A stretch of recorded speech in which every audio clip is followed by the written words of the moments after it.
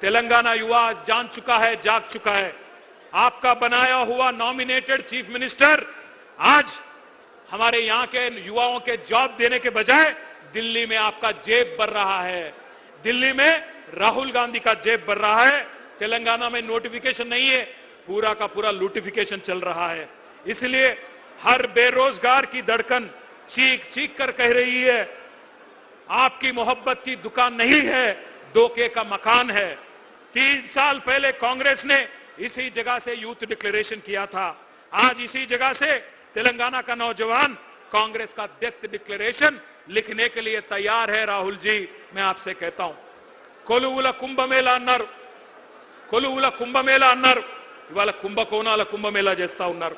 కాంగ్రెస్ గెలిస్తే డిసెంబర్ 9 నుంచి ఉద్యోగ పర్వం పక్కా అన్నారు, కానీ ఉన్మాద పర్వం చూపెడతా ఉన్నారు. ఉద్యోగాలు అడిగితే ఉరికిచ్చి కొడతా ఉన్నారు, కొలువులు అడిగితే లాఠీ చార్జీలు చేస్తున్నారు. దమన కాండ, దౌర్జన్య కాండ ఇవాళ హైదరాబాద్ లోనే కాదు, తెలంగాణలోని ప్రతి పల్లెలో జరుగుతా ఉన్నది. అశోక్ నగర్ చౌరస్తాలో అందమైన కబుర్లు చెప్పి అవతలబడ్డ రాహుల్ గాంధీ ఇప్పుడు ఎక్కడ అడ్డగాడులు కాస్తున్నావు అని నేను అడుగుతా ఉన్నా. ఎక్కడ ఉన్నావు? కనబడతలేదా మా నిరుద్యోగుల ఆక్రోశం? గల్లీలో నిరుద్యోగి ఆవేదన పడతా ఉన్నాడు, ఢిల్లీలో ఏ గుడ్డి గుర్రాల పనులు దొమ్ముతున్నావు రాహుల్ గాంధీ అని నేను అడుగుతా ఉన్నా. అశోక్ నగర్ చౌరస్తాలో ఇవాళ అభ్యర్థులు శోకిస్తున్నారు, ఏడుస్తున్నారు, వినిపిస్తలేదా?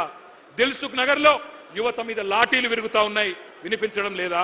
సిటీ సెంట్రల్ లైబ్రరీ మీద దాడులు, ఉస్మానియా క్యాంపస్ లో నిర్బంధాలు, ఆడబిడ్డలను చూడకుండా అనిత మీద, ఆస్మా మీద అర్ధరాత్రి కేసులు, అరెస్టులు. ఢిల్లీలో రాజ్యాంగం చేతిలో పట్టుకొని రాహుల్ గాంధీ గారేమో పోజులు, ప్రజాస్వామ్యమని సుధపూస కబుర్లు. హైదరాబాద్ లో నడిబొడ్డున ప్రజాస్వామ్యం ఖూనీ అయిపోతుంటే పట్టించుకున్నవాడు లేడు. మరి రేవంత్ రెడ్డి గారు ఏం చేస్తున్నారు? ఆయన ఒకటే చేస్తున్నాడు, రాహుల్ గాంధీకి ప్రధానమంత్రి జాబ్ వచ్చేదాకా ఇడిచిపెట్టడట, పని చేస్తాడట. నిన్ను సీఎం చేసింది యువతకు జాబులు ఇవ్వమనా, లేకపోతే నిరుద్యోగి, రాజకీయ నిరుద్యోగి రాహుల్ గాంధీకి జాబ్ ఇవ్వమనా? ఆలోచించండి. మీకు గుర్తుండాలి, 2023 నవంబర్లో ఆ రోజు ఎన్నికల్లో రాష్ట్ర శాసనసభకి ఎన్నికలు జరిగితే ఆ రోజు కాంగ్రెస్ పార్టీ వాళ్ళు జాబ్ క్యాలెండర్ ప్రకటించారు. ఒక్కసారి ఫుల్ పేజ్ అడ్వర్టైజ్మెంట్లు ఇచ్చినారు. ఆ ఫుల్ పేజ్ ఒకసారి చూపెట్టాలని చెప్పి, ఆ స్లైడ్ వేయాలని చెప్పి మా వాళ్ళని కోరుతా ఉన్నారు. ఇది గుర్తుండాలి మీకు, కాంగ్రెస్ వాళ్ళు నవంబర్ 2023లో ఇచ్చిన జాబ్ క్యాలెండర్. అన్ని పత్రికల్లో అవినీతి సొమ్ముతో ఫస్ట్ పేజీలో ఫుల్ పేజ్ అడ్వర్టైజ్మెంట్. ఎన్ని ఉద్యోగాలు ఉన్నాయి? 2 లక్షల ఉద్యోగాలు మొట్టమొదటి సంవత్సరంలోనే భర్తీ చేస్తామని చెప్పారు. ఆ రోజు ఏమన్నారు?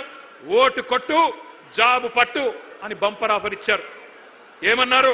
ఒక్క ఏడాదిలోనే 2 లక్షల ఉద్యోగాలు, డిసెంబర్ 2024 కల్లా 2 లక్షల కొలువులు ఇస్తామని చెప్పారు.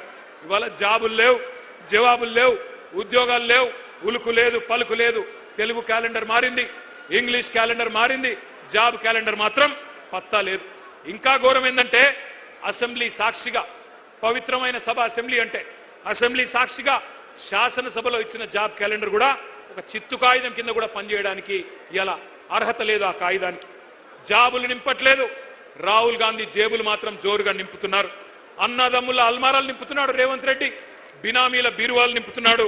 జాబ్ క్యాలెండర్ కు మాత్రం నై నై, స్కామ్ క్యాలెండర్ కు మాత్రం సై సై.